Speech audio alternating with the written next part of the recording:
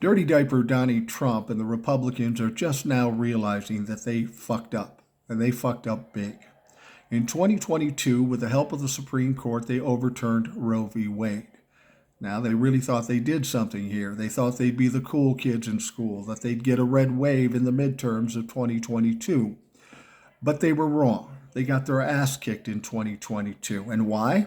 Well, ironically, because they overturned Roe v. Wade. Go figure. Now, people of an intelligent mind would go through something like that and say, oops, we fucked up. Let's do something different. Let's change it up. But not Donnie Trump and not the dumb fuck Republicans. Instead, they embrace that poor decision.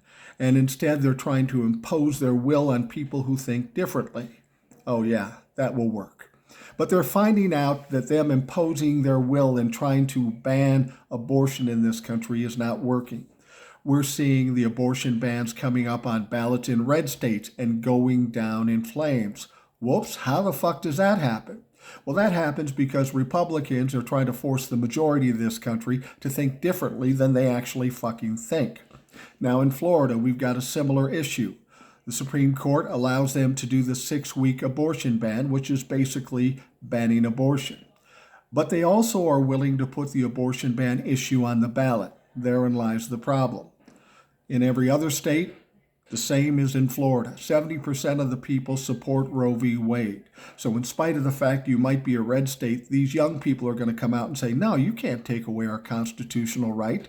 And that abortion ban will go down in flames. But they fucked it up a step further. Because by putting this on the ballot, this is going to bring more liberals, more Democrats out to the ballots in November. And what does that mean? Those dumb fuck legislators that are trying to shove this down their throats are going to go down in flames too, because there's going to be more people voting against them than voting for them for once. Now, the last part of this puzzle is Dirty Diaper Donnie Trump. This is interesting because Donnie Trump doesn't give a fuck about abortion. He doesn't care at all. He's just going to say whatever gets him the most votes. Unfortunately, he's pushed into a corner and he doesn't know what the fuck to do. Now that he's realizing that overturning Roe v. Wade was a bad idea, if he comes out and says, yeah, I want a national abortion ban or a 6-week abortion ban, then 70% of this country is going to say, you motherfucker, we're not voting for you. Add into the fact that Donald Trump has literally embraced it and said he's solely responsible for overturning Roe v. Wade, he's in trouble.